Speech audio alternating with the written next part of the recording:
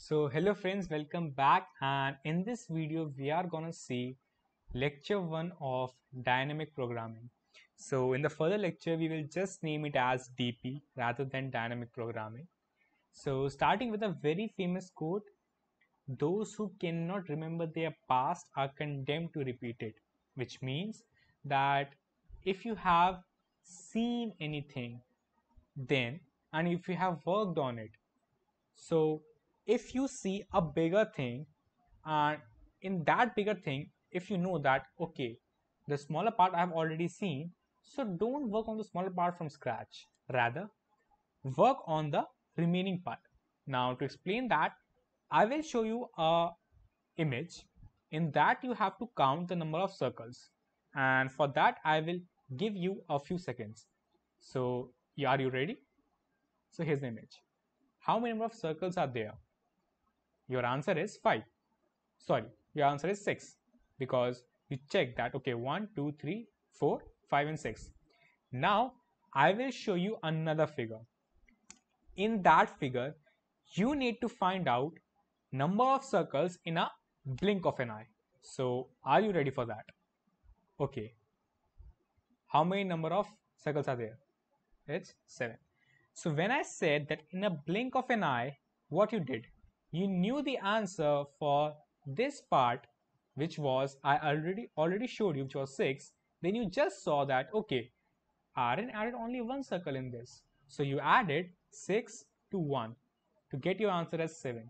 So what you did was you memorized this figure. What I said, you memorized this figure and its answer. So what I say, I'm mapping my figure with my answer.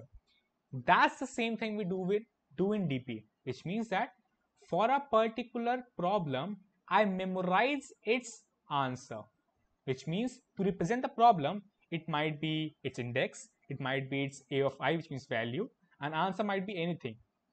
So here I represent my DP of I as something like, suppose, answer. So answer is the part which I am memorizing.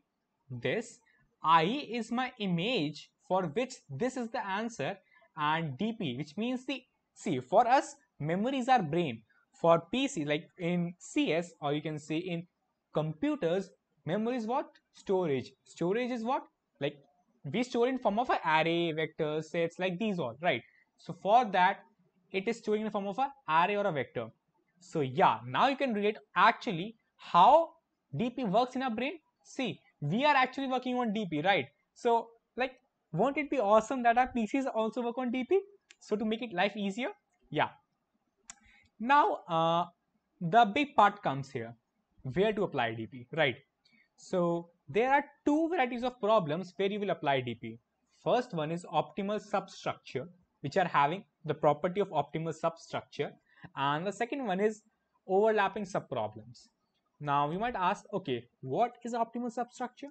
So see, as the word itself says, optimal. What is optimal? Optimal means best. Best. Now substructure, it's like a sub part or a sub problems. Now what I mean by that, as I said, that to find the answer for the bigger problem, and when you know the answer for the smaller problem, so you will choose the smaller problem to find the answer for the bigger one, right? As I said in the above. But you can see in the above that I had only one small problem, which means that I had only this figure which was having 6 circles, so I gave the answer as 6. But it might had happened that I might know the figure answer for 4 and for 2. Now to find the answer for the whole figure, I needed to add 4 plus 2 plus 1. Understanding? So number of sub problems may be more, and in the case I showed you, here you added all the sub problems. But it might happen that in some cases you might be choosing only the best ones to get the answer for the bigger problem. That is the case in optimal substructure. So in optimal substructure, out of these sub problems, either you will choose, like, you are basically, you want to choose the optimal ones. It may be all or it may be some. So Out of the subproblems, you will choose the optimal subproblems to find the answer for the bigger problem. And that is what is optimal substructure, in which in all the questions where this applies, you will apply DP. Now, to explain that better, let us take a small example of a grid. Like, although I will teach this problem in further videos, but if you can get it, then it's good and best. But if not, then like don't worry about it. We will have a proper explanation of this problem. It's a very separate problem, but I'm just like showing you, okay, how we can apply optimal substructure here.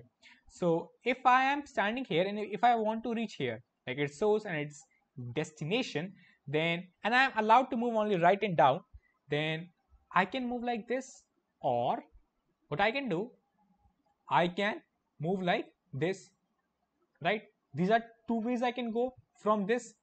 Now actually I wanted to reach here, right? I wanted to reach D.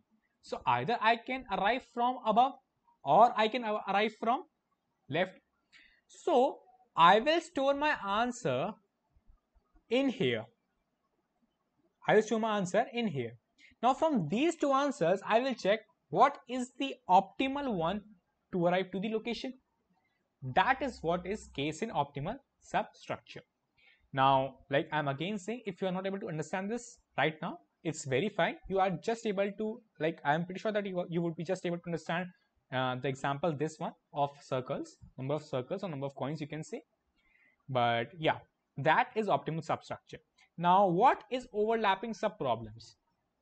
The name itself says overlapping, which means overlapping. And what is overlapping? Overlapping means same subproblems, which means that it might have happened in this figure only, that I might had 4 circles in here, and I know the answer for 4 circles is 4.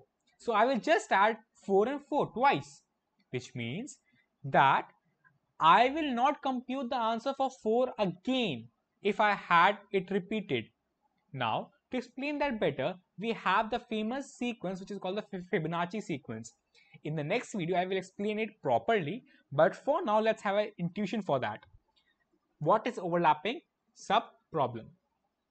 So, for Fibonacci, if you don't know, then you have to compute the answer for the last 2 Fibonacci numbers, which means that Fibonacci of n is equal to Fibonacci of n minus 1 plus Fibonacci of n minus 2. For now, don't worry about the base cases and all. I will teach you in the next video. But for now, let's see, okay, what is actually an overlapping subproblem.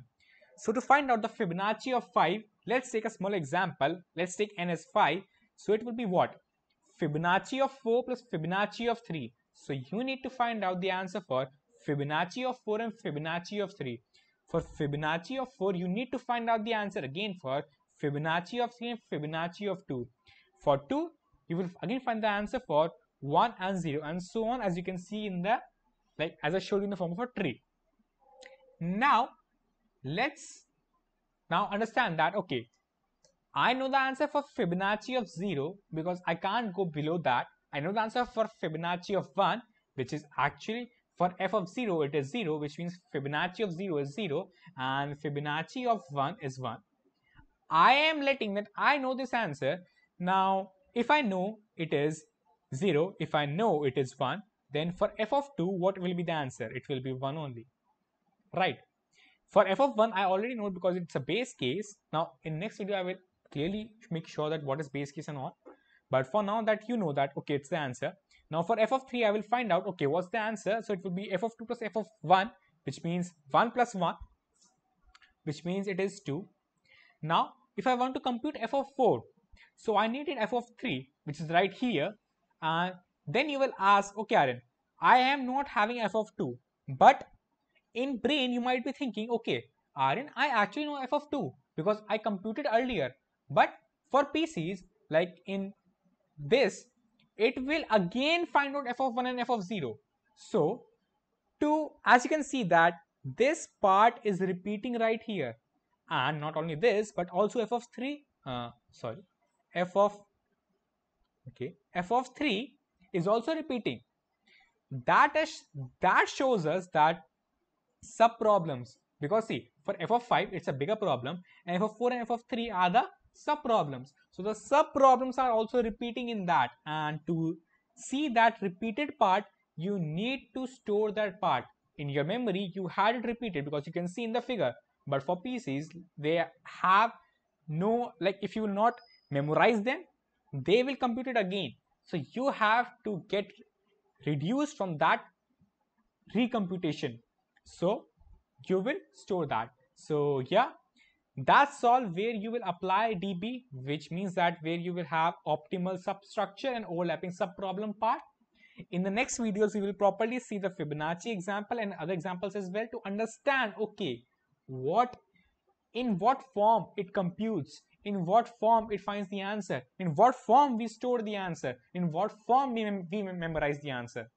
And then we will study, okay, what is bottom approach, what is iterative, what is recursive approach, and how we memoize that.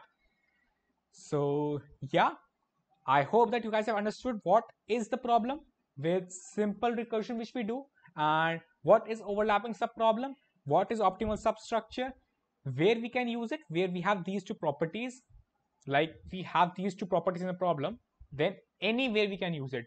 Now I will also show you that how you can intuit that, okay, without having a recursive part with you, you can intuit that, okay, it might be having a overlapping subproblem in future. So yeah, I will also show you the same part in the next video. So until then, keep coding and be happy. Bye.